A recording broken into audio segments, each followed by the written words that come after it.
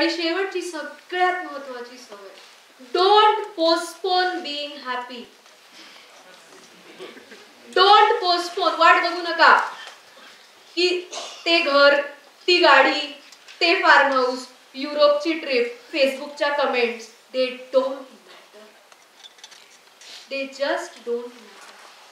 पण आपल्या आनंदाला पण लहानपणापासून इतकं कोटिंग आहे की जास्त हसलं तर रडावं लागतं. जरा खुश झालं की काहीतरी घडतच निगेटिव्ह. आनंद ही तरल अवस्था आहे. आनंद आनंदालाच घेऊन येणार आहे परत. कायम एंड रिझल्ट साठी का थांबायचं? Enjoy the process of creation also. विचार करा की तुम्ही 4 वर्ष स्वतःला एका खोलीत बंद केलेलं आहे कारण तुम्हाला एक परीक्षा द्यायची आहे आणि तुम्ही सगळ्यांपासून स्वतःला तोडलेलं आहे, खूप त्रास करून घेतलेला आहे, स्वतःला वेळेवर खाल्लेलं नाहीये. You have done all worst possible things that you can do to yourself. आणि तुम्ही 4 वर्षांनी एक्झामिनेशन हॉलमध्ये जा. तिथे गेल्यावर तुम्हाला कळतं की एक्झाम वगैरे काही भानगडच नाहीये. हा अभ्यासाचा प्रोसेस तुम्ही कसा केला याच्यावरती मार्क ठरले. How happy were you in this whole process याच्यावर मार्क होतो. आणि actually life is like this. असं काही जजमेंट डे आणि असं काही होणार नाही. कुणी शेवटच्या दिवशी तुमचं बॅलन्स शीट काढणार नाही. It all matters how happy you sleep every day. You are that rich. Don't postpone being happy. कारण आपल्याला असं वाटतं की अजून हे झालेलं नाहीये, मी अजून याचं कर्ज दिलेलं नाहीये, माझा हा हप्ता आहे, मी हॅपी कसं राहणार? हॅपी म्हणजे असं ह ह करत सगळीकडे फिरायचं असं. फीलिंग गुड की ओके जे काम करायचंय ते करतोच आहे आपण. Enjoy that process of creation ना. आणि जे मध्यमवर्गीय असतात ना किंवा ज्यांनी लहानपणापासून श्रीमंती अनुभवलेली नाही, यांच्या पेशींना कुठली तरी गोष्ट अनुभवणं त्याची इन्फॉर्मेशनच नाही. त्यांच्या पेशींमध्ये इन्फॉर्मेशन काय असते? सतत कशासाठी तरी लढायचं, सतत काहीतरी मिळवायचं. म्हणून अशा माणसांचा त्यांना आधी असं वाटतं की पुण्यात एक तरी फ्लॅट होऊ देत ना आपला. मग तो एक झाल्यावरती त्यांना असं वाटतं आणि एक. And this race is endless. कारण कुठली तरी गोष्ट उपभोगणं हे आपल्या पेशींनी अनुभवलेलंच नाहीये.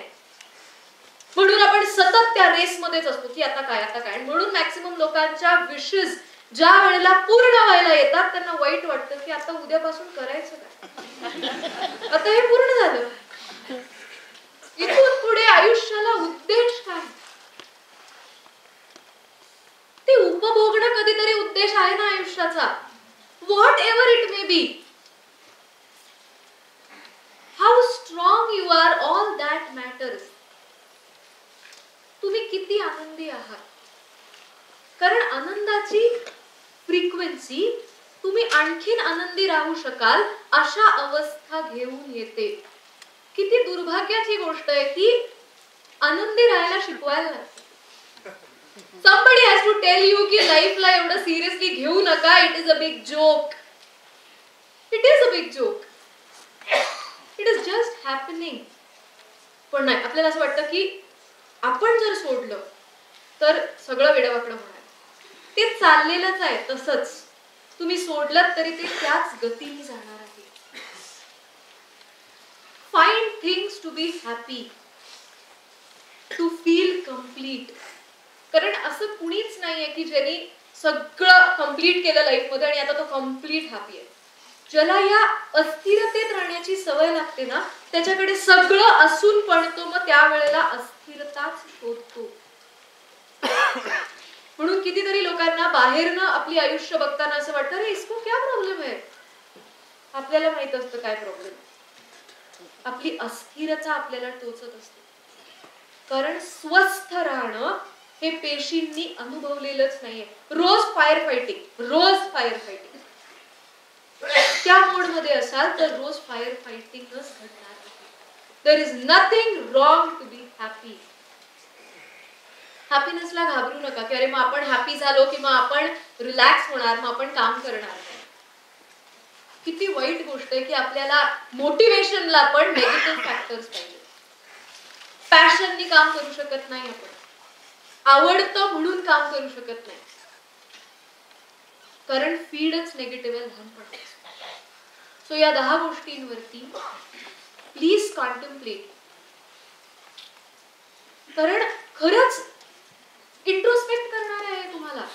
तुमचे जे प्रश्न आहेत ना की का माझ्या आयुष्यात हे घडलेलं नाहीये, त्याची उत्तर या 10 गोष्टींमध्ये.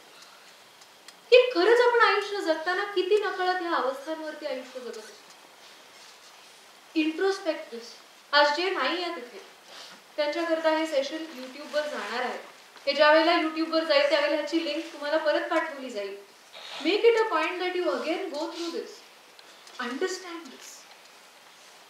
आणि खरंच स्वतःच्या या रिॲक्शन्स, हे रिफ्लेक्शन्स बदलायचा प्रयत्न करा. युनिव्हर्सचा रिस्पॉन्स ऑटोमॅटिकली बदलेल. ऑटोमॅटिकली तुमचं युनिव्हर्सशी असलेलं रिलेशन हे तुमच्यापासून सुरू होतं. मग ते पॉझिटिव्ह ठेवायचं का निगेटिव्ह ठेवायचं हा चॉईस आपला आहे. आज खूप पॅनिक सिच्युएशन आहे बाहेर. आपण कशाला ट्यून करायचं हे आपण ठरवायचं. ठीक आहे, समोरची माणसं काय काय सांगतात, okay, it is information, it is okay. It is just a situation, ती जाणार आहे. आता कसं कसं तरी होईल ना, सगळ्यांचंच होतंय कसं तरी. सो कसं तरी आपलं पण होईल. It is okay. खूप पॅनिक आहे. तुम्ही जर बघितलं तर आजूबाजूला माणसं घाबरलेली आहेत. And we are also contributing to that panic. जरा पण बाहेर जाऊन आलं की सांगतो, माहिती काय एवढी मोठी लाईट, काय करायचं तू जाणार लाईट मध्ये. We are contributing to that panic. कारण पेशींना सवय आहे. Try to spread news of happiness, की जी ऐकून एखाद्याला चांगलं वाटेल. ओके, मग नसेल तर क्रिएट करू नका, पण जे काही नेगेटिव्ह आहे ते पसरवू तरी नका. It is okay. आणि तुम्ही जे व्हॉट्सअप वरती मेसेजेस फॉरवर्ड करताय ना ते कुठून तरी येतातच आहेत सगळ्यांकडे. तुमचं बिल का वाढवताय मला कळत नाही. ते सगळ्यांना सगळी, पण आपल्याला असं वाटतं की आपण जर जबाबदारी घेतली नाही ना तर समोरच्याला कळणार नाही. सेव्ह युअर मनी. काही गरज नाही, सगळीकडून कुठून कुठून येतातच आहेत प्रत्येकाकडे. आपण जाताना क्रिएटिव्ह मेडिटेशन ऐकणार आहे. क्रिएटिव्ह मेडिटेशन ज्या वेळेला सुरू होईल, try to stay connected to that.